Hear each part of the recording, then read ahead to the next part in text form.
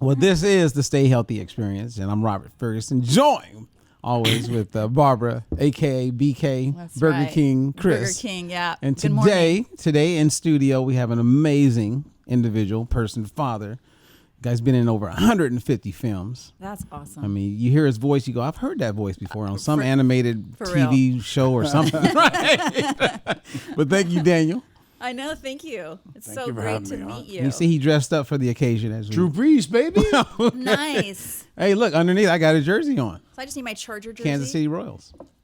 No, the shirt's You're- great you have on. You're doing great. You're beautiful. Awesome, You're awesome. styling. This Thank is Babs. you. I'm going to call her Babs. That's All right, yeah. so that's your new name. My new name, Babs. Now, Awesome. now I Call know me you. Carlton. Now I'll call you DB. How's that? How about D-Money? Ah, D Money. Okay, I like that. D Money. All right, D Money. All right, so this is going to be an interesting show Okay. today. This is going to be a very interesting show. Yeah. Now, I know you did some research, and we didn't talk about Daniel before the show. Right. You always do your research, and so you realize this is Daniel Baldwin of the Baldwin brothers. It's crazy. There's 4 of them. Yes, I know that. Okay, so do you have an opening question for Daniel that you'd like to ask today? You know what? I actually do. So, I mean, obviously your family is well known, the Baldwin brothers. Everybody knows them, right? How did you get started in acting? I mean, Wow, I'd like to know that. We actually, that's impressive. So Yeah. my father was a high school football coach and a school teacher Yeah. in our town on Long Island called Massapequa. Mm-hmm. And in 1966, my father, I was 6 and Alec was 8. And my father asked the district to buy him an 8mm camera so he could film the team they were playing the next week, scouting films, and they could, Okay. they could do their homework in. So the Right. district said no. So my father bought the camera himself, and he shot silent, black and white high school football. One play, movie stop. One play, movie stop. So he bought that projector from the school home, one of those drawstring. Yeah, I remember screens, that, yeah. And we had black and white Friday night Baldwin family movies, and all the kids in the neighborhood came. We had movies in our backyard. All they were silent high school football games. How But it was the cool. coolest thing because my mother made brownies, Kool-Aid, sugared everybody up, Right. cupcakes, and we ran around the yard afterwards and we had movie night. So Alec and I decided, well, we would like to try to make our own movies. So we asked my father, can we use the camera? And he said 3 rules. The camera never leaves the property. I am not financing any of your movie making. He said that up front. You're going to have to figure out at 6 and 8 years old how you make the money to make your own movies. And if you break that camera, you better have the money to fix it. So we said, okay. So we went to Peninsula Golf Course and sold nickel cups of iced tea to the golfers through the fence. Once we got another $1.20, we were up at the stationery store for another roll of Super 8 film. And we made a series of probably about 25 hour-long movies called Joe Cool movies. Joe Cool. Where Joe Cool was Snoopy who flew on the Yeah. barn. That's how little Yeah. we were. Alec played Joe Cool, which is a spoof on Sean Connery's James Bond. So every movie, the first 5, are Yeah. Alec killing me in my mother's wigs, my father's clothes. Every movie started, we would push my mother's Studebaker and we'd drop it into neutral. He sat on a telephone book. He had his Harris tweed how go to cute. church jacket on and a bow tie and a flat top haircut. And Alec would go like this. That is so cute. The car would go That's down. awesome. We have movies where the car is down the driveway in the street. We couldn't pick it back up. Yeah. And it's down there. And in the middle of shooting a scene in the backyard, you hear, "You boys move that car again." My mother screaming in the Yeah. background because the car was in the middle of the road with cars She's honking like- at it because we she's left it in the freaking middle of out. the road. So we shot these movies. I was in the top bunk. Alec was in the bottom bunk. And as little kids, we're definitely going to do it, right? We're going to become actors. We're definitely going to make movies. We're definitely going to do it. So from the time I was Wow. 6, I knew it was something that I wanted to do. Seeing myself on a screen was fascinating to me. Yeah. You never know. 1 in 2,500 actors in Los Angeles Right. actually makes enough money from their acting without having to subsidize their income with another occupation. So it's a real long shot to do it. Right. Yeah. And I took a lot of heat for it. I was a pretty successful high school athlete, and I'd finish football practice, and my friends would go, "Hey, Baldy, come on, we're going to go have a beer." And I go, "I have rehearsal."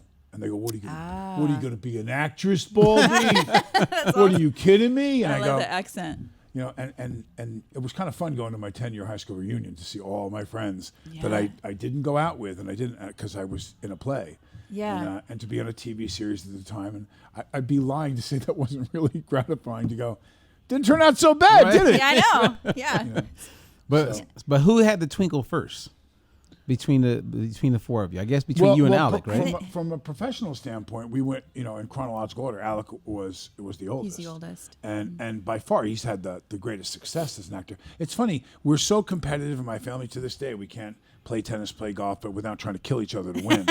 and people, I think, assume that we would be terribly competitive from a career standpoint. Right. I love that my older brother does so well. I really do. Yeah. And it's a double-edged sword. There are times when I'd be an idiot not to acknowledge that four of us with one that's a big, big A movie star doesn't garner attention for me from time to time. But I don't think it's ever gotten me a job. And there's the other side of that sword. There's the person that Alec or Billy or Steven has worked with that they didn't like them at all. Right. And suddenly I'm on there go, yeah, I worked with your brother. and They give you the look and I go, oh, I don't think that went very well, Yeah. So it can work both ways, but yeah, Alex, he's done very, very well for himself, and I think there's a interesting dichotomy in the family now with the current president and Alex SNL skits, and Right. and how that all plays out because we've got staunch Democrats and one brother Stephen who's a staunch Republican, and watching it all affect our personal lives is been pretty crazy for me, Yeah, what is Thanksgiving dinner like with Yeah. all four brothers in the same room? Well, I know. the answer to that for me. So everyone's going to get together, and I'm going to Greek Peak and with my kids to the water park. I'm not going with the whole family for Thanksgiving.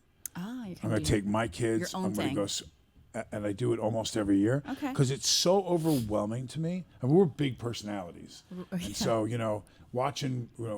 They always say when I'm sober and in an AA meeting, you never want to be the first person to start to tell a story because I'm going to say, and I went there and 2 guys got killed. By the time you get to the third, he goes, 57 people crashed in an airplane. I was right there. They have to and like the last the one guy, up, the one up. exactly. So yeah. to be in my family, you never, that's tough. That's a tough act to follow, man. You don't want to go first. So you feel like, man, I mean, I should've very gone last. competitive. I mean, the stories you've shared are just hilarious. Yeah. Yeah, well, that was a great story about how you started so young. Had no We idea. have all of those movies. I was going to ask, do you have Transfer them. those? I think Alec has them. He got them. We had friends, the Cornelius brothers, Keith and Kevin Cornelius, that also, as time went on and the movies got more advanced, Yeah. we incorporated kids from the neighborhood. And, we did Attack of the Ishkabibbles, which was our first horror film. And Ishkabibbles. Yeah, the Ishkabibbles. And we actually have a whole bunch of us underwater holding our breath in the lake, and we start coming out of the water, with these masks and monster things on them. It was quite intricate. We had no ability to edit it, so you had to do what's called editing in the can, which meant you had to shoot in perfect sequential order. So, you're running towards me, and you've got a stick in your hand that looks like a gun, and you go, and then stop. And then I give him the camera, and I'd be up in the tree with the knife like that. Stop. And then I'd have to climb the tree with Right. the camera. And, so got it had it. to be shot in perfect sequential order, the way you wanted it edited right in the can, the canister of film without being able to cut it. Because we great. were 6, 8, 10, Now, when you Yeah. think back to those early days of creating movies in the backyard, how much of what you guys discovered naturally is actually accurate in how they produce movies today? You know what I mean? Like, did you just because today you have these YouTubers, right, who are becoming stars, Right. and they're doing things that go against what Hollywood would normally say you could do as far as a shoot, Right. But yet it's now become the norm. Well, I think that, when reality television, and I compare all that to, it's kind of reality because it's not a scripted situation. Yeah. So there's not a plan. There's not, Robert is not, he's in the movie and we're not sure he's a bad guy. As a matter of fact, we don't even suspect he's a bad guy. And Yeah. so you choose every time I shoot Robert to shoot him on a little bit of an angle from a little further away. And as more gets revealed about Robert's character, I start to move the camera a little bit in the next scene forward and a little closer, and a little forward and a little closer, revealing more about you. It's the power of suggestion with how you're photographing the scene. And finally, at the end, when we find out you're actually the killer, I'm That's right true. here when you look the girl right in the eye and go, I killed him, and I'm going to kill you too. And you go, oh my God, that guy that it was Robert that All did it. along. So there's camera stuff that's involved. None of that's being taken into consideration usually in a lot of these types of things, and none of us really thought reality TV was going to stay along. But I'll tell you something from that. A great story. Do we have time for it? Is everybody tell you this Oh, story? yeah. I got this great thing to tell I mean, there are some questions I got for you. Okay. I mean, So I'm gonna tell you my Daniel can go. I'm gonna tell you my 8 Men Out story. Okay. This was one of the scariest moments Yeah. that relates all the way back to those years of acting together with my older brother. Uh-oh. So they want me to read the famous baseball movie 8 Men Out, John Sayles. So I'm sitting in the waiting room, Yeah. and the casting director goes, Yeah, I know. We already checked, but he's doing some movie called Beetlejuice or something like that. He's not available, but don't worry about it, because I got his brother in the waiting room right now. He looks just like him. He's even bigger than him, and he played baseball in high school. So 8 Men Out is about the Chicago Black Sox scandal where they fixed the World Series in Really? 1908, right? So John Sayles did this movie about the fixing of the World Series. So it was 8 Men Out. They were the 8 guys that fixed the World Series. So Okay. in the scene, Chick Gandel is the first baseman. He's the most powerful guy, hands in baseball, tough guy. And they offered this movie. Obviously, I'm listening. They offered it to Alec, and he turned it down because he was doing Beetlejuice. Yeah. And so now I'm reading for it, and I went, oh, my God, Alec can't play baseball compared to me. I'm in. So I'm waiting. They bring me in, and I read for it. And in the scene, Chick Gandel knows the guys in this bar are fixing the World Series, but he can't tell them that he knows. Because he was told by one of the other guys that's on the fix, look, you got to get in on this. It's big money. So he tells a story. So he goes, man, one time I was boxing with this guy, and I'm walking around on something underneath my feet, and it's hurting my feet. I look down, it's my teeth. He's knocked 2 of my teeth out. What a stupid thing for us to do, because the easy money would have been, and I stood up, and it's not in the script says he stands up. I stood up, I hit him a couple times, pow, pow, and I throw 2 lefts. I said, he hits me a couple times, pow, pow. And later on we meet, and we split the money 50-50, and nobody gets hurt. So I'm letting him know I could have fixed this fight when I was a kid. I'm letting him know I'd be willing to do this by telling this story. Right. And hopes that they'll come to me going, hey, well, we got, so.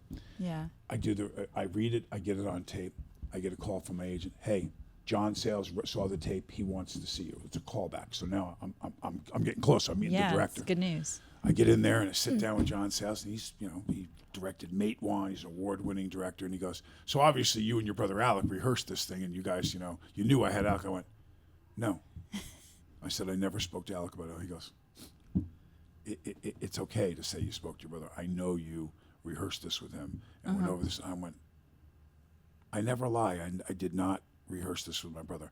I will tell you that I was in the waiting room, and I heard the casting director, it sounded like she was on the phone with you or somebody, saying that Alec was doing Beetlejuice and that he wasn't available. So I would be lying to say I wasn't excited, because I can actually play baseball. And he went, Barbara, can you go get Alec Baldwin's tape, please? My brother sits at the table and he goes, now what we should have done, and stands up, improv, not in the script, and says, I hit him a few times, pow, pow, he says, by No throwing way. 2 lefts. That's crazy. He says, he hits me 2 times, pow, pow. And later on we meet, and we split the money, and he does this with his hands. Oh my gosh. Exactly the 3 improvs that I added to the scene. Right. Yeah. In the exact same moment, unscripted physically or in dialogue. And I'm looking at it going, I'm dead. They're crazy. never going to believe that I didn't rehearse that with him. Yeah. How do you...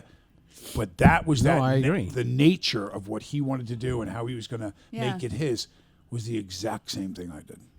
I didn't get the job. I mean, I really think he looked at me like, dude, why would you lie to me? And I wasn't lying. But it was frightening to me to see that he would do 3 individual things unscripted and even verbally say the same words, and we never talked to each other about it. That's Wow. crazy. It was pretty cool. Yeah, that's really cool. Well, I mean, there's a that parlays in my mind to this idea of what brought us together, and that is health, right? For so many reasons. I mean, so today, Yeah. Daniel is known as an actor, Yep. and also he's this, I don't know, Robin Hood of helping people experience sobriety, right? Get past the challenges of addiction. Yeah. And then you took control of your own health. I mean, there's so much to talk about there. Yeah. But what is the life like for Daniel, right? Because people see you doing the work in recovery. Right. Then people hear that, oh, he's in another movie. Oh, he's on a TV show. Right. Wow, he's improved his own health. He's lost 60 pounds. And it's amazing. you know, I mean, it's like you're like known for so many things. You know, I think my life changed the most. The two most significant things for me was my personal relationship with Jesus Christ and becoming a born-again Christian in 2002. And even during that period, I turned my back, I believe, on my Savior and didn't get sober and made some really questionable decisions, which I have had a lot of guilt about and everything else. But I believe God kept me alive through the terrible things I was doing, drugs and alcohol-wise. So, and I'd say the second most significant thing was when I actually got sober in 2006. And in conjunction with those two things, the model that I was missing was the 12th step, was the most. And in the 12th step, in any 12-step program, it talks about having had a spiritual awakening, we reach out to the addict or the alcoholic or whatever the person is suffering from in an effort to help them and complete the circle. Because people helped me. People stood by me. People showed up at my door. People came to the rehab. People took me to meetings. People sponsored me, you know, and I was missing the service model of it. So when I asked God, what did he want me to do? It was very clear to me that God wanted me to serve. I believe that God takes care of his soldiers, and and I became a soldier for Christ. So I don't preach my religion a lot. This is probably more than I've talked about my religion on camera in a long time. Yeah. But I live by example. So when someone's suffering and I reach out in a public way on Facebook or whatever, and a mom calls me, I just show up, you know, and I you've seen me in the last 24 hours. I mean, I'll walk them right to their insurance cards, getting them in, getting the plane ticket. You know, sometimes they don't have money. I got to find a guy I know that has the dough to buy them the ticket. But I get that person for the sake of their children, because that's what God wants me to do. With you did not tell the total truth right here, because I've been trying to work with him forever. Let's hear this. Well, I'm a type 2 diabetic. And that came to me in a crashing way. I was on a flight back from San Antonio with Greg Hanley, who you guys know very well, my mentor, sponsor, and very good friend of Robert's. And I had to pee, I had to urinate on the plane 12 times from the time I went from San Antonio, and I thought, what's wrong with me? I mean, like, and suddenly I'd really have to go. Well, that was that. It's called the honeymoon phase of becoming a diabetic. Right. I was just walking through the door now. I couldn't reverse it, and so I called Robin, my fiance, who is a medical intuitive, and she said, Daniel, you need to go to the hospital. And I said, no, it's not like that. It's like some weird flu or so. She goes, she flew out the next day, made me go to Dr. Benya. And I don't know if you know much about sugar and what levels you should be, but you know, you want to be. She's a nutritionist also. Okay, so you want to be 80, 120, or whatever. Yeah. Now guess what my sugar was? It's got to be, I'm just thinking something. Go astronomical. Highest you've ever heard. Go the highest you've ever heard a human being live through. I don't know. Jeez. I don't know. 200? 690. They thought the machine was broken. They took me in an ambulance to the hospital and said, you're stroke or cardiac arrest. You're 600. I've never seen a sugar. They got me in the hospital. It had come down to 530 or whatever, and they went, boop, boop. They put the machine on, the whole bit. I'm thinking, am I going to die? And they're like, I've never seen someone have their sugar that high. Yeah. My triglycerides were over 3,000, and I was in trouble. And so, and I still didn't, you know, they gave me the medicine and stuff to bring it down and everything, but so when Robert explained to me for a diabetic what diet-free life was, how you can eat things in proper proportion and in proper combination so they work together with your body. I had never heard anyone say that. It was always about metformin and insulin and all these things that were going to help me. But what Robert also gave me was, he said, I don't think you understand. We can fire your system back up so that your pancreas is developing the insulin on its own. We just need to reset. It's a reset, what I had. Yeah. Right? So, you know, I thought about that, and I thought about the difference between being in the United States and being in China, where they, or different philosophies where we want to work and help your organs do their job themselves, as Right. opposed to doing the job for your organs, and then they stop doing it themselves because they get a message to the brain that says, "Oh, you don't need to You do don't need that to do it, anymore." yeah. Well, I was much more interested in the concept that Robert had. I want, and also I have to add this in. I'm 59 years old. And at 59 years old, I still play full court basketball with 17-year-old kids, and I'm very active. Right. I don't want to lose that. I don't want to lose the want and desire Yeah. to go out there and do those things, and that requires a certain diet. But you're not going to change significantly, and I believe this. And Weight Watchers, this one, I'm sure they all have their place and work for certain people. Right.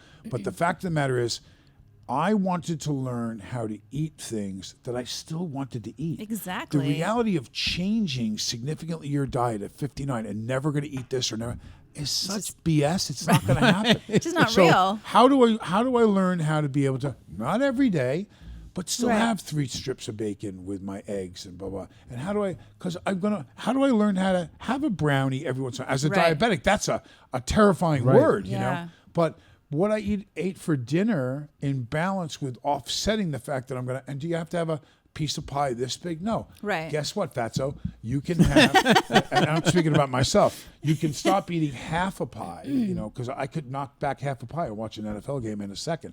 So Robert taught me about portion control and combination.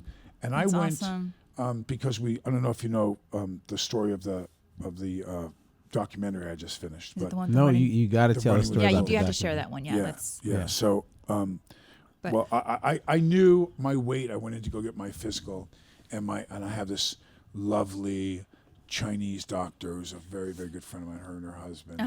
And she turned around, Julie, and she said to me, very meek with her clipboard, she said, "Daniel, do you know how much you weigh right now?" And I said, "I don't know, 250." And she goes, She gave you the look. so I looked at her and I said, 260? And she goes, "Your A1C is back up to, above 9. Yeah. Oh. Above 9. So I was 9.6. And when was this? This was, the 9.6 and the weight was in the fall Okay. of 2018. So then I went in again, and I didn't do anything about it. And I started, and so we upped the medication. Okay. And so I dropped down to, 8 or something like that. I mean, still way up there A1C wise. And I was 285 pounds. And she goes, "Being 285 pounds is not good for you. And Yeah. with your triglycerides and your A1C," she goes, "the alarming thing is that last year you weighed 252. So in a year, Wow, you put okay. on over 30 pounds. Wow. She said, that's a significant weight gain for somebody your age." And she said, "I'm worried." PJ Raynor, who the movie My Promise to PJ is about, when Facebook came out, for guys my age, it reintroduced me to people I hadn't talked to in 30 years. Right. Yeah. Suddenly, "Hey, Daniel," and I'm looking at the picture going, and then I'm Who's going, that? I don't know.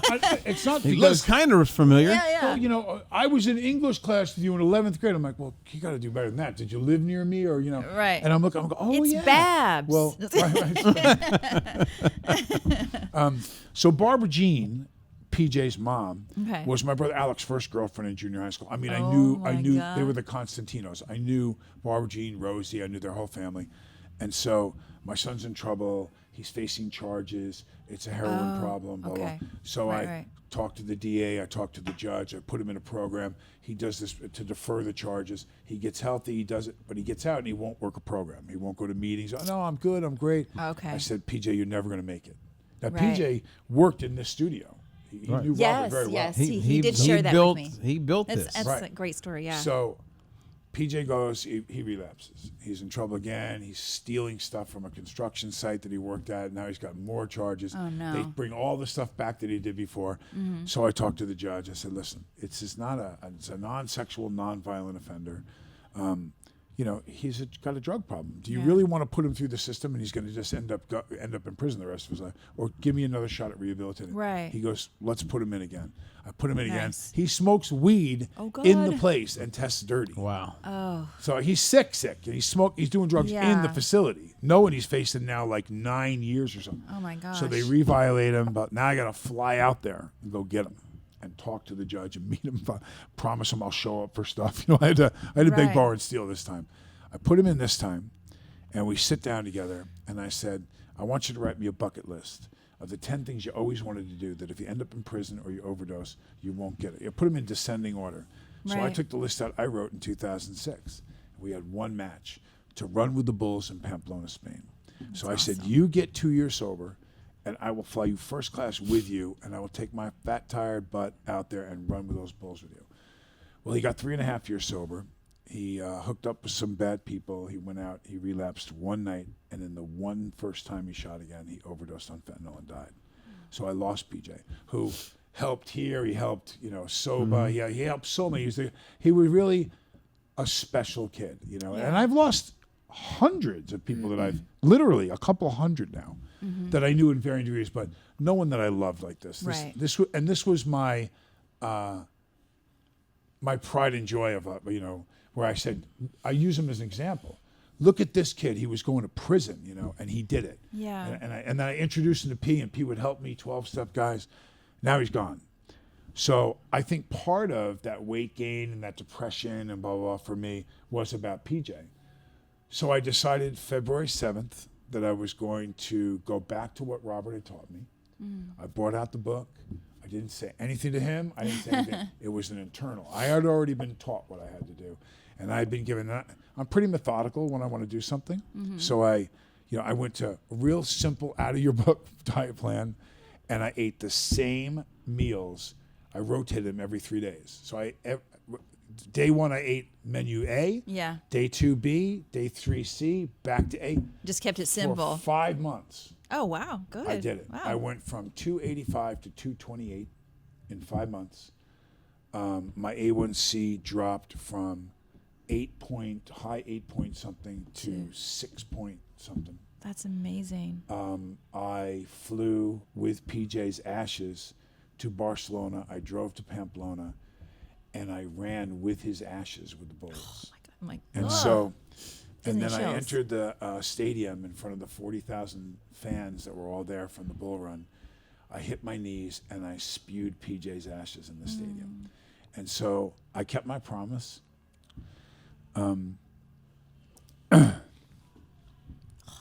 It won't bring him back, but I kept my promise to him. And so we chose to run in Dead Man's Curve, which was the most dangerous World War II drug addicts want to run with. Of course you choose that place, right? And so PJ said, we got to do something when we're in the curve. We got to like high five or whatever. And I said, no, that's lame. We're not high fiving. I said, do you remember Desmond Howard? He was a running back from Michigan. And he, two weeks before they announced the Heisman Trophy, Desmond Howard ran a punt back in the Michigan-Ohio State game for a touchdown and ran right up to the camera and did the Heisman pose to the camera, which I thought was going to jinx him. I'm like, why would you do that? Either it's the ballsiest move and cockiest thing I've ever seen in my life. Yeah. I said, I'll tell you what I'm going to do.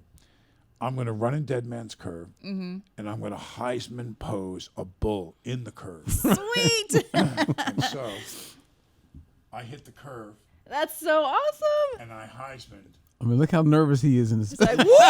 Let me tell you something. The Was Bulls, I man. nervous? I'm making the turn, and you don't realize they say to you, and you hear this statistic. crazy. They're 1,200 to 1,500 pound Brahma bulls, and they will kill you. People die doing it. But they're 30. They run at 33. I mean, they're super fast, way faster than a human being. But when they're running, I went like this, and I held onto the rail of this stanchion that they put up. Crazy. Because the ground starts shaking as they get Like an closer. earthquake. It is, man. They're powerful. And I turned around and I ran. And when I hit the curve, there was one right here, and 11 of them around me and behind me, and there was nowhere to go. Oh my! It was gosh. really an insane thing to do. It was really actually very scary. Yeah. I was running for my life. For sure. Whew. Wow. But I got out of there. It's an But tell you, I amazing mean, he story. actually, Wow. he got hit. Right? Didn't one of the Did you really? they hit his arm or something? So I The horn. promised I'll run in the curve. I said I'll Heisman pose. I said I'll touch a bull and I'll touch the bull's horn. He goes, you're not going to touch it. I go, I will touch the bull's horn.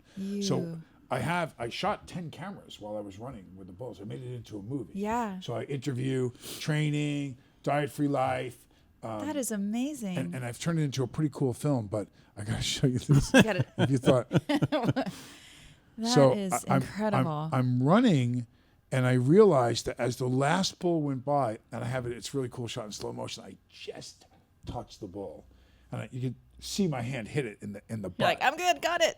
And I touched it, and I got done, and I thought to myself, I go, you know what? I never touched his horn. I don't think I touched the horn of the You bull. have it on film. And I said, wow, man, those were my goals. And I said during the filming of it, these are the things I'm going to do. Yeah. Well, And how many people try to talk you out of that? oh my God. Well, I mean, a lot of people. Yeah. So I get done, the adrenaline's pumping, I spewed his ashes, and my left elbow is blown up like a half a baseball. It's sticking out like this. Yeah. And I thought, what did I hit? Well, the adrenaline was flowing so much Yeah. that when I ran, and that's right after I did the Heisman pose. Look closely. Oh. The bull's horn smashes me in the elbow. Oh my God. And I don't realize, and I went, all I could think of, I didn't know if I broke my elbow, and I went, I touched the horn. Right. You did. I did touch so you the didn't horn. even feel it at I didn't the say moment, who was though. going to initiate the contact. That's So he crazy. he hit me, and I remember it knocking me over because they're running, and he slammed me with his horn, Wow. and my whole arm. That's crazy. But Yeah, it was pretty cool. what an amazing Well, story. it's funny with the other day we were meeting with some people, and Yeah. Daniel was sharing the story, and a gentleman who was a former pro tennis player started sharing a story about a young lady he knew who was on her way to become a pro tennis player. She was going to break records. People expected big things from her, Right. and she wanted to go run with the Bulls. So she ran with the Bulls. Oh, she But did. somewhere in that run, she fell, and a bull stepped on the back of her knee, Ooh. Career ending. and never played tennis again. Yeah. So Yeah. that's not something you play with. Well, I'm going to tell No. you that I learned a few things. There are 3 types of bull runners. There are the guys that start to run ahead, and when the bulls catch up, they dive out of the way. There are the people that let the bulls run by and then think they're going to catch up to the bull, and they're not. They're Okay. so fast. When they hit a straightaway, they're gone. Right. And then there's the idiots like myself that actually try to run in the pack with the bulls. Well, Dead Man's Curve is an acute right-hand turn, and what's so dangerous about it is Yeah. the bulls, even if they get close to the inside of the turn, they swing out so wide that they slam into people and crush them into the Oh, wall. right, yeah. And once they crush them and stop them, the bull stops and then starts goring them and kills them. Right. So Robin and I, the people that live along where the run is, make thousands and thousands of dollars a year by renting their balconies so you For can people to watch the watch. run. Yeah. So I want to observe this a couple of days in a row and have a good plan. Yeah. So I watched the first day, and that's where the turn is. I go, I'm going to get a little wide and then shoot right for the inside Like wall. a race car. Right. I'm picking Yeah. my apex. Yeah, yeah. So I watched the first day, perfect. The second day, Robin, don't ever bring your spouse with you on this event. Oh no. This kid turned around, and because you can't control what the people in front of you are going to do. Right. And they fall and stuff, and suddenly Well, your yeah, bull's and coming it's at like- you, and you got to Right. dive over them. Or I would imagine it's chaos. this kid turned around, and the bull's horn just ripped his throat and his neck open under his chin. I mean, full on, just ripped like an explosion. Yeah. And so we're looking at the kid, and they come out, and they're holding his neck together, and he's bleeding all over the place. And Robin goes, She's like, hell "That's no." right where you were going to run." And I looked at her, I went, She's like, "Yeah, but he did it wrong." You know, he turned around. I'm like trying to go, you don't pose for the bull. The guy, you got to run. Oh Right. my gosh. Oh my God, the whole night. You're going to get killed. And I was like, Oh, you yeah. can't Been stressful fill for her. my mind with negative thoughts right now. God's got this now. I'm going to go untouched. And pretty much except for my elbow, I went untouched. Wow. That's incredible. Yeah. That just shows That's that the extent that you'll go to in order to get the outcome that that's desirable. Yeah. It's kind of the And same a promise, a promise he made. Yeah, I mean, you know? made the That promise. was the biggest part for me. Yeah. is Right. that I didn't feel, and I'll say that I don't think I got the mythical resolution I thought I might get, like that it just all went away. It didn't all go away. I missed PJ. I'm satisfied that he watched me do that and that he was definitely there with me. Yeah. I mean, I felt his presence in so many things, so many weird things that happened. Right. Like this guy owned this wine store, and I needed locations to put cameras. Right. He was on the street after the turn. I was going to be running right at his store, and he turned around. He was this intense Italian or Spanish guy, and he goes, Danielle, he takes me by, and I got it on film. It's in the movie. Takes me by the face like this. He goes, "You must concentrate, Danielle. You do not run with the bull from here. You run with the bull from here." And this guy looked like an older version of PJ, like he reminded me of PJ. Oh, wow. And he was so trying to tell me that there's too many variables. It's not, you do the best you can on certain basic guidelines. Right. But you got to have some luck and some guidance doing this. And when I made that turn, right after that elbow thing, 6 guys just piled up. You can see them standing there. They all turned to try to run. They didn't have enough momentum. They tripped over each other. And I just went around one.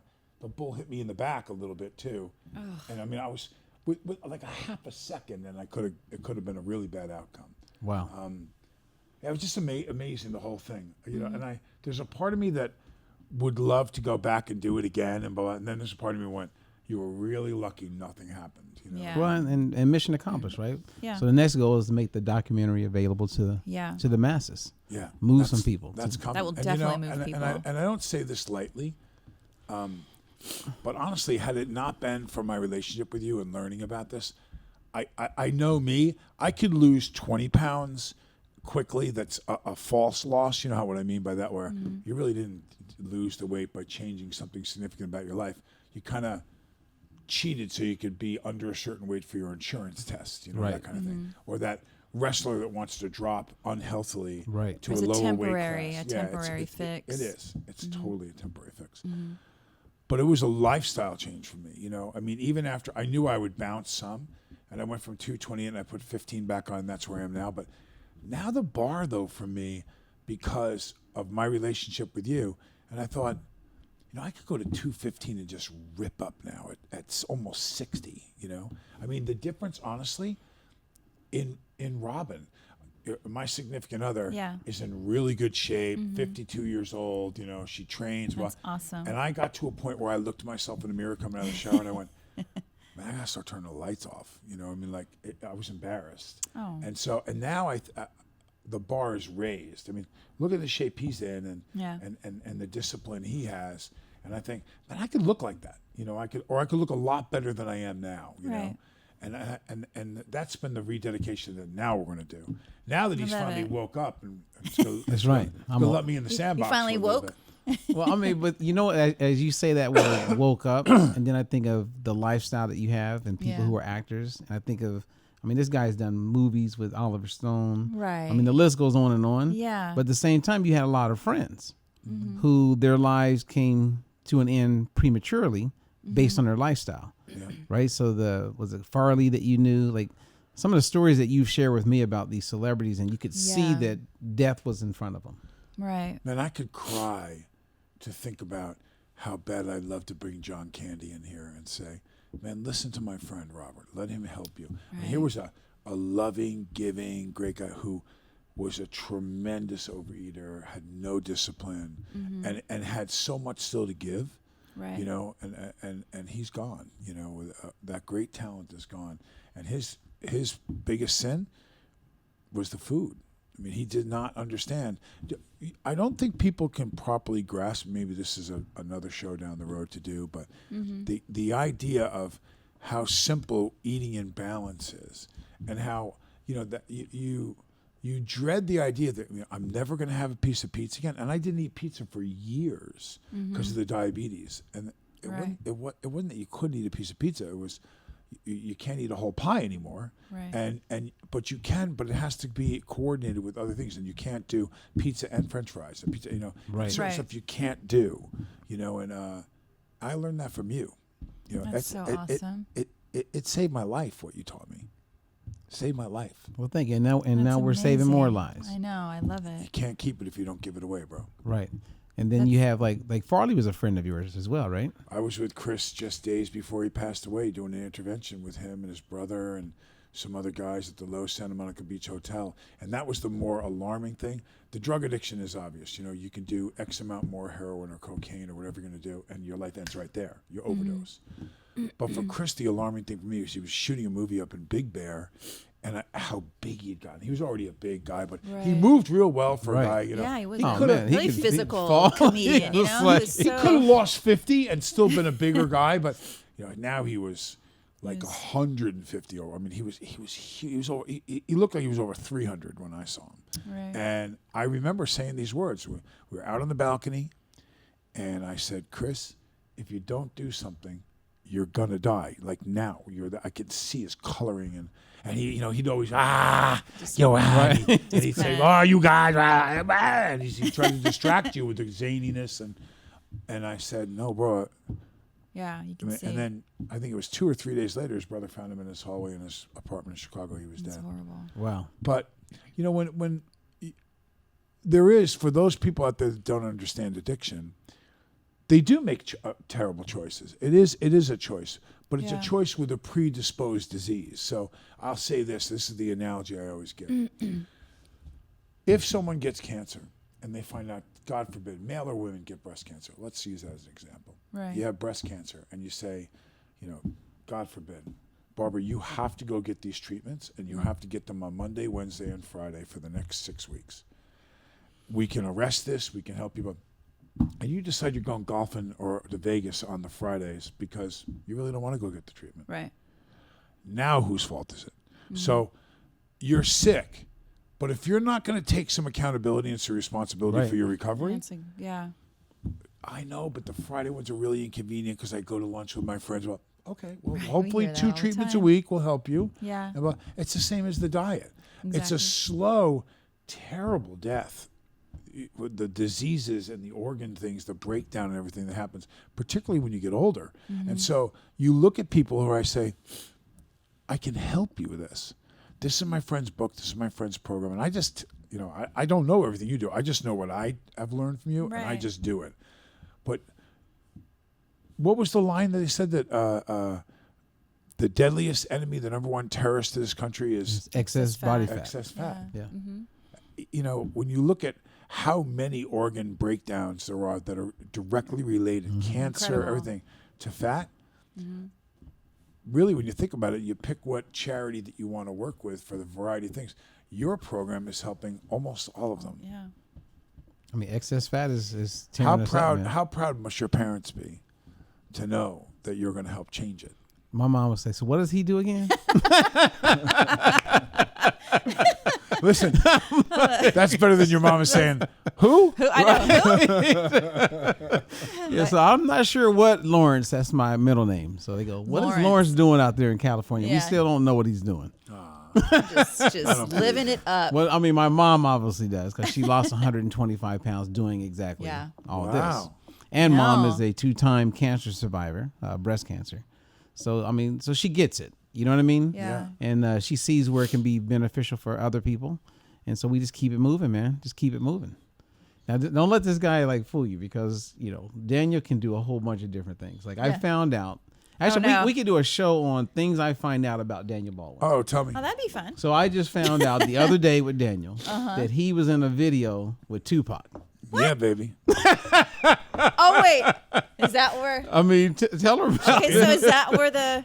Oh no, I'll let you tell me the story. What's the story? What are you going to say? Go ahead. No, because you were telling me did you about the read? sign. What was the sign? Where the sign comes from? Oh, this. Yes. Oh Is yeah, it we that? got to talk about Okay. it. I'll Oh, tell it's you not that. that. It's First, not tell that. her about Tupac. Okay, let's So- hear about Tupac. So I do this movie, Nothing But Trouble. Dan Aykroyd's directing his first movie. I know Danny. I was a stand-up comedian. I started in the business as a stand-up. And so he says to me, "Hey, man, I'm doing this movie. Would you be in it?" And I said, "Yeah, what is it?" And he tells me it's a zany script, but he tells me the cast. Yeah. Dan Aykroyd, John Candy, Chevy Chase, Demi Moore. I'm like, who doesn't want to be in that movie? Right. Yeah. Back in the early 90s, who doesn't want to be in that Yeah, movie? how So I'm fun. like, dude, I'm in. So you play this drug dealer, we pull you over, you come in, but okay. So the premise of the movie is that Aykroyd is this old judge in this little town called Vulcanvania in New Jersey. And Candy's his nephew and pulls people over, brings them, and then they take all their stuff and they kill them. But it's done in a comedic way. So they pulled me over as a drug dealer, and I got like 4 scenes, and they kill me with the people in my car. The next guys to get pulled over are Digital Underground, the band. Right? Tupac's first album he ever rapped on, and the first song he ever rapped on was Same Song. All around the world, he was in the back same dancing. song. So And Tupac. so now we're done with the movie. Get down. And Aykroyd calls me and goes, "Hey man, remember that band Humpty Dump?" I go, "Yeah, Digital Underground. I'm hip." Aykroyd wasn't a rap guy. I was a rap guy all the way back in 1976. So I was watching guys do rap when certainly no white guys were in the audience. Right. I'm at the Beacon Theater, and I'm telling my friends, I'm going, You're like, what? this rap thing is going to blow up. Curtis Blow is the man. And they're like, so one brother up there talking. Right. I go, I am telling you, we should form a white rap band now. I told my friends, now it gets to be 79. I'm graduating from high school, and I can rap every song Curtis does. I can do all kinds of different rap songs. None of my friends.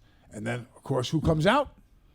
Digital Underground. with No. Tupac. First white band. Oh, Beastie Boys. The Beastie Boys come out. yeah. We're gonna do the, and I went, these guys suck, and they're gonna kill it because they're white. And they turn around, and I should have formed the band, but anyway. Right. So I show up, and Dan says they're shooting the video for Same Song. Do you want to be in it? I'm like, hell yeah, I want to be in the video with Humpty Dump. D-Money. So, right? It's double D, the WFC. WFC, white chocolate. Oh, wait, well, it's a little bit slow on the uptake there. WFC, I get baby. it. Come I on. get it. WFC. So they called me. So I'm sitting with this kid, and Danny and I they dress us as sultans with these big things and swords. Oh, God. And we same song. He'll give us like 2 words. Yeah. And we're protecting the pharaohs, and it's a really crazy video. And I'm sitting with this kid, and I'm like, he's really quiet. This is everyone did cell phones back then were nuclear devices. Right. That they used Massive with the pull-out antenna, maybe. Right. Yeah, you had carried over your thing with a giant battery. Yeah. And it's Tupac.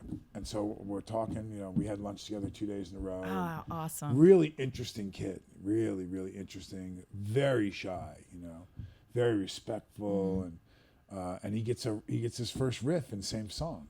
Oh yeah. So cool. Well, it's so interesting how, being around a lot of celebrities like we have, you notice that people like Eddie Murphy, they're so quiet when you're around them on the set, but then when they go action, they come to life. Right. Tupac, the guy was an activist. You know what I mean? Yeah. When he became Tupac, when he was out there, but then he's quiet on the set.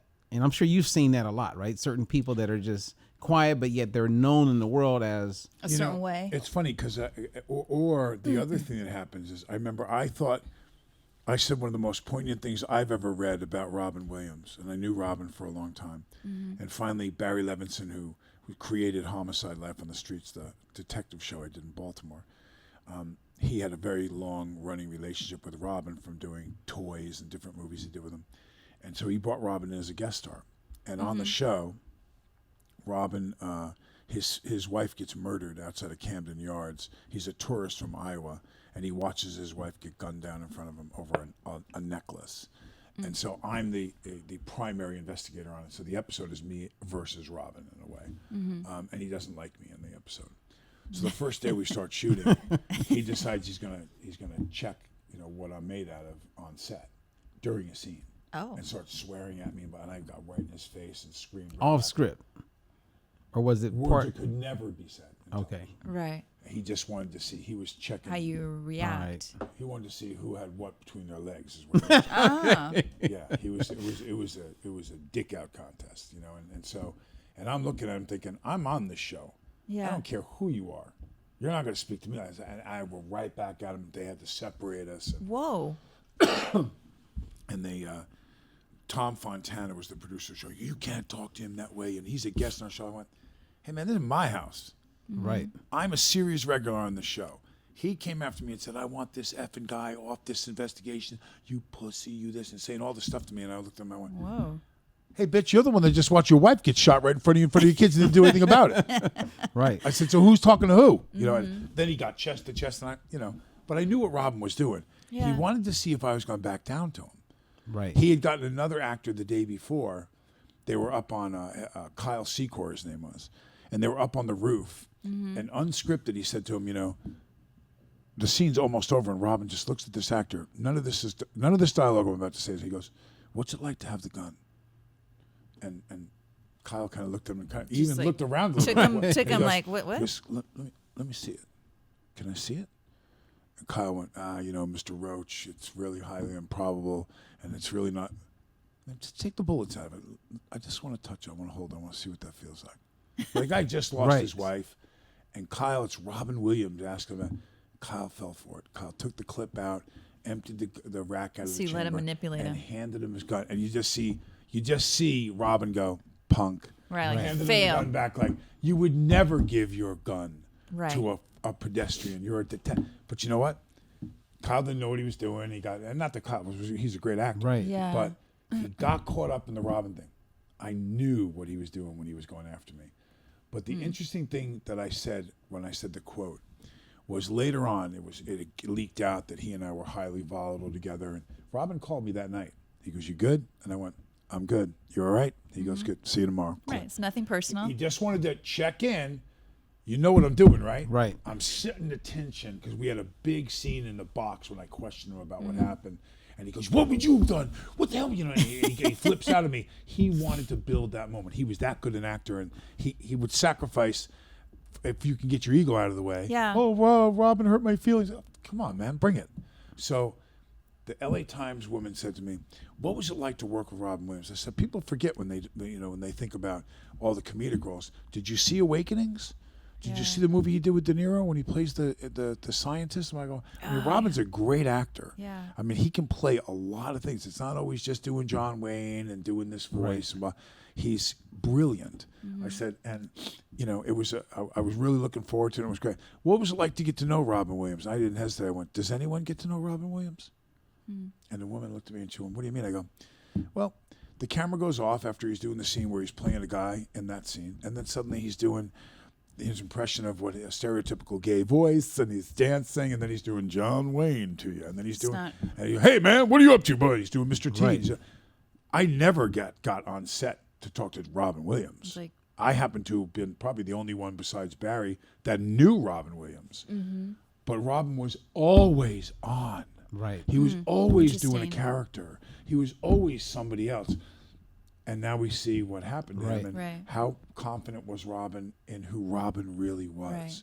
And did Robin feel that being able to relax and just be himself in front of other people would have been enough? Right. Because very rarely did I ever get to see any talk show. He's Right. constantly manically on and crazy. And as a drug addict in recovery, I remember having a shrink say to me once, Dr. Gerald Rosansky, one of the greatest human beings ever to get involved in my life, and he said, "How safe do you think it is for you to become an actor and be an actor? Because you're uncomfortable being yourself. You fall back into drugs constantly because of how uncomfortable you are being yourself. And for a living, you portray other human beings." He goes, "You might be better off being like a mailman or something, like Right. being an actor might not be the best thing for you, for your personality type and a drug yeah. problem."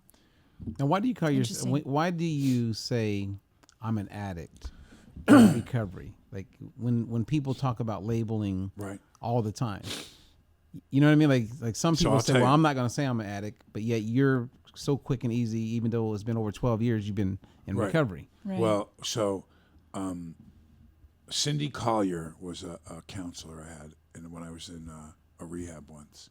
I love this lady.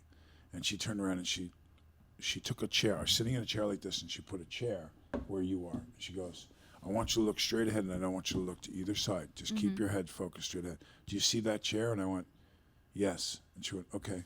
And she moved the chair over here. And she went, "Look straight ahead. Do you still see the chair? Probably more out of your left eye than your right." I said, "I see the chair." Right. And then she moved the chair to you. And then she turned around and moved the chair all the way back here and walked behind me. And she goes, "Do you see the chair now?" And I said, "No." And she smacked me in the back of the head. And she went, "That's you in 9 months. Because you keep taking your eye off the chair, Daniel. Your addiction is that chair." And then she walked over to a whiteboard and she wrote relapse and circled it and made a dotted line all the way up to the upper right. And she wrote recovery. You will never reach recovery. You will never be recovered, ever. You will always be moving towards one of those two every second of the day. You know, the little lie you tell, the chick you were checking out, and your wife goes, "Were you just looking at her?" And you go, "No." Right. I'm slipping towards relapse. It's the behaviors and everything that happens in between before I finally pick that drink up and I take a sip. But there's a lot of activity that happens when you have 12 years of recovery under your belt before you actually pick up the drink and relapse. Right. So am I doing something right now in my life, pardon me, and doing this show with you Right. that is helping my recovery? Absolutely. I'm talking about my recovery. Yeah. Right. I'm keeping the chair Right in the right front. here. So I always say that I'm an addict because that will never change. I'm a drug addict. I am not very far away. You know, what would it take for me to actually go out and go cop and use again? Probably quite a bit at this level, right? You know? But still, the fear of having that relapse, and how many times I went to rehab 9 times. Oh wow. I mean, I spent over $1 million on my recovery. That I'd love to have that money back right now. I'll tell you that. And so no, I will always be a drug addict. Always. Do you feel Wow. that if people, like, how could someone take that philosophy and understanding and tie it into not just losing the weight, but living a lifestyle where they don't gain the weight back? You see the parallels there? There's so many. Yes. So I always looked at things that matter the most to me. My children, my 2 daughters are the most important thing in my life right now. Right. As far as on this planet. The most important thing to me is my personal relationship with Jesus Christ, for sure. Number one, more than my sobriety, more than anything. I would say probably my sobriety is the second most important thing to me, because without Jesus and without my sobriety, I wouldn't have my kids, I wouldn't have the job, I wouldn't have Robin, I wouldn't have any of it. That's So true. I keep those in that order for me. And I say to all of it now, I say, what would you do? First of all, keeping my word is really important to me. Like you're talking To the point where I'd promise. go run with the bulls. You know, Right. Right. I promised him I would do it, and it was 3.5 years. I saw PJ a lot of times. I could have taken him 2 times, and I didn't take him. That's over with now. I did it. I kept my promise. Keeping my word is very important to me because it's really one of the few things I have that are mine, that I have full control Right. over. Right. You know, and so it's important that if I tell you I'm going to go do something, that you know in your heart I'm going to do everything I can to get it done. But I think also the thing that helped me most was, why do we say we have a certain belief system? Whatever it is. You can be Right. Jewish, you can be a Buddhist, whatever. But a lot of them all have a basis of honesty, truth, and at the center of them. So act as if Jesus Christ is standing right next to you, because he is. So I would say to my kids, would you have done that if Jesus was standing right next to you? And right away, my daughter would go, no, Daddy. Probably not. I wouldn't. I go, but what makes you believe that he's not, that you just didn't do that right in front of him? So the key for me with I knew about your diet. I knew about you. I could have done more back when I was living right down the block here and come here more and show Right. more of an interest. That's right, because you lived here. I Really did. did. And, you know, and Robert made it available. He trained me a couple times. Yeah. But Robert's not going to babysit me, you know, and so I didn't show. Here I was saying things about other celebrities that you brought involved, and I always tease you about it. But I didn't do my side. I didn't do it. So it's about your side of the fence. That's a philosophy of my life. There's my hula hoop. I'll Right. send this to Robin all the time. It's a picture of this pretty girl holding a hula hoop up, and I send it to her. She knows immediately what I mean by it. It means, are you in your hoop right now? Because you feel like you're in mine. When you're telling me how to raise my kids or what I'm Right. supposed to do. Ah, you're in got it. it. So the house next door, the guy painted fluorescent pink. There's really not a lot I can do about that. Yeah. It's not against the law. Does it, even to the point of, does it bring the value of my house down? Does he have cars parked on it? They're all, yeah. But there's nothing I can do about it. Just like he can't tell me how to cut, edge, paint my house, what goes on in my house. Right. So it's about my house, my vessel, to me, having that realization. Listen, you must both, from this program and the things that you guys do, how many people you've helped, how many times do you see somebody? It's like the drug addiction thing for me. You see somebody, you go, man, they're just not getting it. Yeah. They're not, and they're probably not going to do it. I might be too Yeah. late. You know, I might be, or Absolutely. that person's going to be dead in 3 years. You know, the arteries are clogged. And it's so frustrating. But you know what? There's casualties in every war. There are. I'm not going to be a casualty. I take meticulous care of my house now and stay on my side of the fence. And you know, we had conversations today in the car on the way here about people we know well that we were like, you know what, man, all their intentions are really, really good, but there's this other stuff going on over here that makes me a little concerned about, you know, you get tells and signs from people, you know. About where they're really going, kind of thing. I have a friend wanted me to do a movie with him recently. And I was in New York City, and I walked by a restaurant, and he was sitting there with this really young, pretty girl, and he's got his arm around her, and they're kind of nuzzling, and he's right in the window of the restaurant, and I went, and I know his wife really well, really well, like good friends, kids play with each other, and I looked at him, and I went, and he looked up and he went, and he immediately did the guilty flinch. Like that's gonna help at all. Like he's waving at me to come in, and I went, like no, dude. No, it's all right, man. And so I take it you didn't do the movie with him. I did not do the movie with him, and it was a lot of money, and I really could have used the money because, you know, for me in my career, they pull a little minivan up and they back it up in my driveway and they dump a bunch of money, and then the minivan pulls away, and I don't know when the minivan's coming again.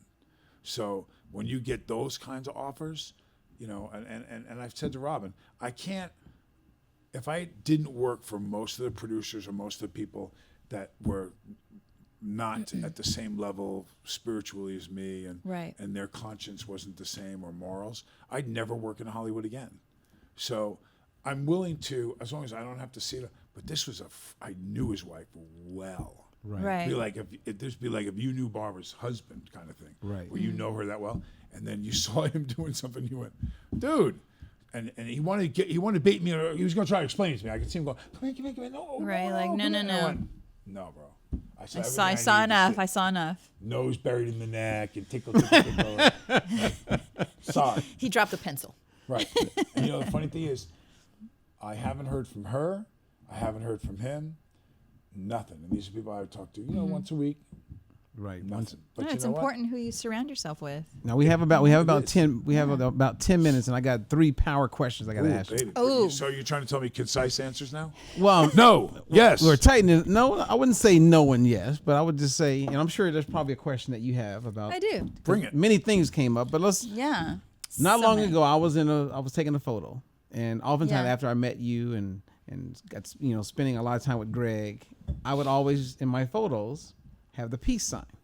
Okay. And so someone said about one of the photos, he said, "Hey, you got to be careful with that peace sign." This was recently. Oh, really? And I go, "What do you mean?" They go, "Well, in photos, that peace doesn't always mean peace all around the world, and you may upset someone." I was like, "Huh?" Really? And then it took me back to like Daniel and why when they do the peace sign, it's done in a way. Well, go ahead and share it. What is it? Break it down. Break it down. What he's Daniel. referring to.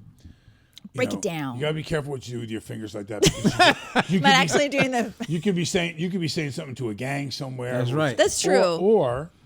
Or the other thing is in England now the fingers this way mean like F you. Oh. So, but and guys, this way when you turn this way it means something different. This means peace. Okay. From the 60s. Peace, love, peace, right? Right. This reversed, Winston Churchill made famous, it meant victory for the Allied forces in World War II to defeat Germany, Japan, so on. That meant victory. Now, what you're seeing here is the Soba Deuce. Okay, so Soba, the recovery program, Greg Hanley's place, that I went and got sober at. Yes. Okay, we call it the Soba Deuce, but I just call it the Deuce. The Deuce. And it means in the fight. I That means love it. in the fight. And the reason why is because during medieval times, when the French, who fought against the English, the Scots, the Irish, when they captured them, they would cut off their 2 fingers. So they had a hand like this, so they couldn't draw a bow ever again and fight them again. So rather than kill them, they cut the fingers off. So in the field, like in Braveheart. Remember the movie Braveheart? It was great. When they would stand in the field, the Scots and the Irish would turn around and look at the French when they lined up and go, "That's right. That's right. I'm saying it. That's right, motherfucker. Right. I'm in the fight. I got both Right my by my fingers, fingers. and I'm pulling the bow. I'm coming. So they line up and that's just go like this. awesome. It's awesome. So Love it. whenever I'm for a cause, my mom's breast cancer foundation, stuff I do with Robert, we're Yeah. helping people. I posted that picture and I throw up the deuce. That's 'Cause I'm in the awesome. fight. I'm In here, the fight. I'm here in the fight. Isn't that So cool? That means is in the very fight. cool. I love it. Bang. So it's not just you trying to be cool. There's a subliminal there's right this- there saying I'm in the fight, man. There's a true meaning behind it. A And story. as we're all in the Check fight, out Babs. Look at that. as we're in the, it's like not long ago I was talking to Greg because I'm constantly looking at like clinicals and outcomes and studies and research, right? And so in looking at that, you start to see a lot of the same challenges that we're having. And in the world that we live in today, 2019, almost 2020, there's two major epidemics and challenges we have. One has to do with excess body fat, Right. which we talk about all the time. And the other one is the opioid, the addiction, right? Those are like two major problems. And that's being in the fight because you're now helping with both of those. With both. Yeah. Isn't that cool? Wait till they do a cross-reference to find out that certain levels of fat cause addiction.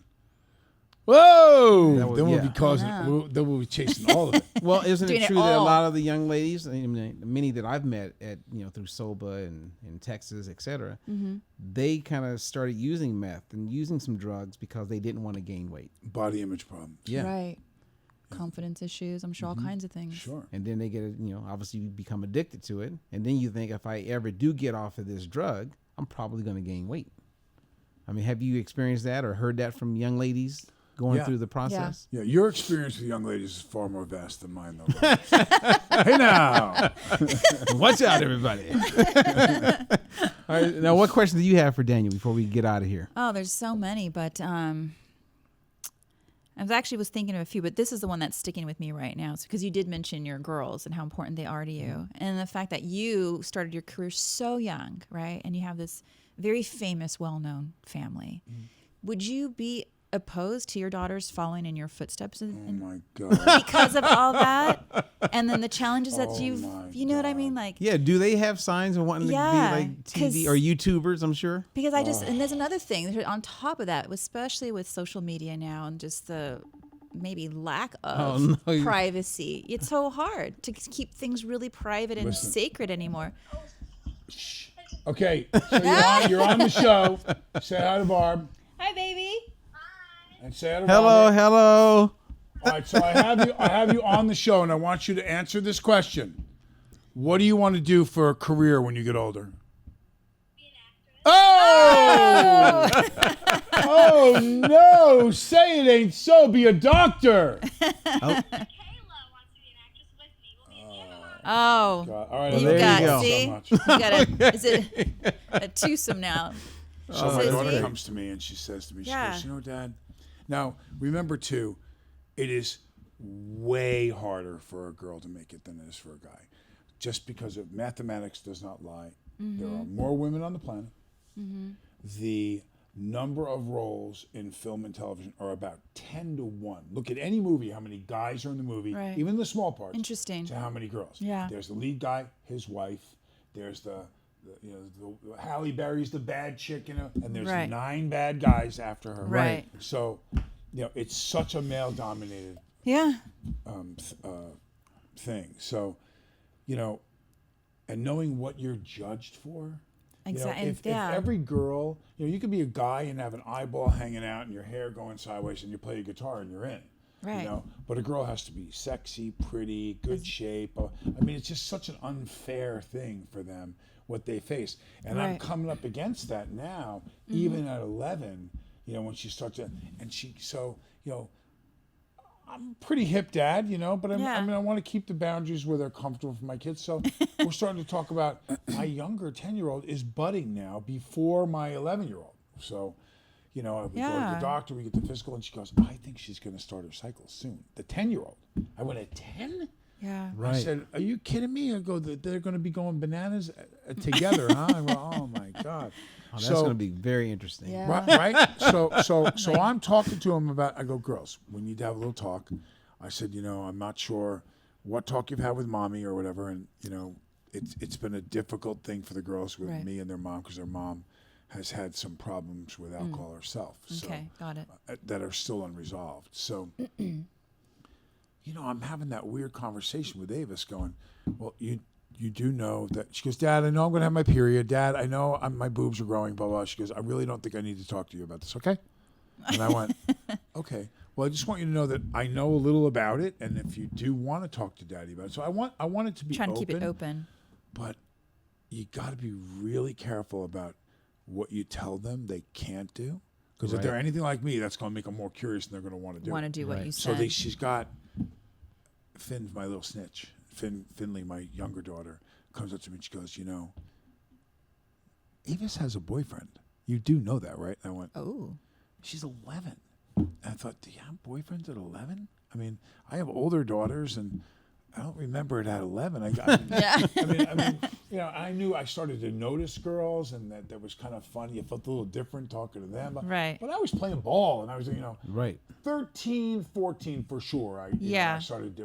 Girls started developing breasts. They were different. You Yeah. looked at them, blah, blah. But 11? And I'm not ready for that. Yep. I'm not. So I don't want to tell her not to be an actress, but God, please don't ever want to be an actress. It's such a heartbreaking experience for how hard and how lucky and you look at 4 boys, there lies the oddity in the Baldwin family dynamic. So 1 in 2,500 actors is able to work as an actor and not subsidize it. 1 in 2,500 in Los Angeles County. Think about those odds from Right. now. Say times 4 in the same family. What would the odds of that be? And then add on to that, my last name isn't Sheen or Carradine or Barrymore. I'm not somebody from my father was my father was a school teacher. No one in my family before, not a single producer, a grip, a camera guy. Right. No one was involved in this profession. When you add that into 4 at 2,500 to What 1, the odds were. that's an astronomical Right. Yeah, number. that's incredible. That 4 boys were able to make a living in varying degrees. Yeah. So do I want my daughter to go? Well, she'll have things paid for her a little Right. easier. Ireland, Alex's daughter, very pretty, very successful model. Right. I think she should probably act. I can see Ireland. She's very goofy and funny. I don't know that she's ever going to do that. And she's getting already at 24 or whatever. Of course, the next in line will be, will Haley do something in front of a camera? Right. She's Yeah. done Drop the Mic, and she's done very well with acting. And her husband is very, very successful. Right. I don't know that she has it either, And I don't mean it meaning that's something there's deficient. Right. But Just the desire. There's a thing though, I have a very good friend that I do some work with from time to time, and he just wants to be an actor so bad. And Yeah. he's okay, I don't have the heart to tell him when I look at his work, boy, you're not going to get a TV series. You're not. Right. Yeah. Unless you're making it on your own. You're just not. You're a good 3-line guy in the background, or hey sir, did you want me to park that right now, or did you want me to leave it up front? And you're out. You Right. know? Yeah. But every time I've seen him do anything that's dramatic or anything that's supposed to be pretty fun, how dare you? All right. So, now we do have to wrap it up. We There could was be one here. more question coming, I thought. Well, there could be there's thousands of questions. Yeah, which there's is so a many. good sign. I'm just jealous of the spark that's going on here, and the connection. No, I mean I get it. But do you have like a final question for Daniel? I actually have a thought. Okay. I what's just the have a thought that this went so well that how awesome it would be to have you on here regularly. What'd you think about that? And we get rid of Robert? I would like to see. Oh! Hey, you know what they should do is cut to my reaction when you first said that. It's I like, know. Hell no. No, actually, that would be good. Yeah. Yeah. I mean, it'd be great to have Daniel. Yeah, it you would know, be I'd good. love to do that. What do you think about coming in sometimes and maybe doing like a roving reporter report into you guys? Oh. Would that be cool? The It roving would. reporter. I mean, you Yeah, saw like some of the videos he like- did with the cooking in the kitchen and stuff. Yeah, I did. How So if fun. I did like a little cooking segment for 5 minutes, or what if I did, live from the sidelines at a game, or How awesome. something fun. That would be cool. That would be very, very cool. I might be the eye in the sky. All right. Yeah, the eye. That's right. No, but I'm glad. I mean, I know Well, I'm you very have. flattered that you asked me that. Oh, Thank well. you. Yeah, I was trying to like take it somewhere else and get off of You're that topic, like, but there I guess she I goes guess we got to again. have a whole conversation about it. I mean, would you consider that though, being like a regular on? Would you? I'm sorry, is Robert still in the room? I thought we were doing episode 1 of our show. It'll be the Daniel, Barbara, Robert, That's you know. right. Babs and D Money. I would be, you need to know something that I've told you before. He's I'm in the fight with you now. We're going to help people. That's that circle. That's step 12 to me. That's the circle that I have with him because he kept me around. So we're going to make documentaries. We're going to do this show. We're going to have apps. We're going to do things. So if this helps, which I believe it does, Yes. other people, I'm in the fight with you, bro. You're my bro now. Well, there you go. Yeah. And I pretty guess cool. you're. I guess And the set just got a lot better good looking. Now we got Babs. all right, so we have Babs in the house, but no, What's thank up? you, Daniel, for making time for I us. know. man. Thank We you so kidding? much. 100% appreciate Yeah. it, and Excited. we'll have a meeting, Barbara, about that. Babs. And, With Ferg and, and as they were saying in Hollywood, we'll be in touch, Daniel. our people. We'll talk to your people. Is it something Yeah, like our that? people Like I will- don't know will that. reach out to you. I'm just thinking. As my daughters would say, holla. Thank you, sir. Yeah, bro.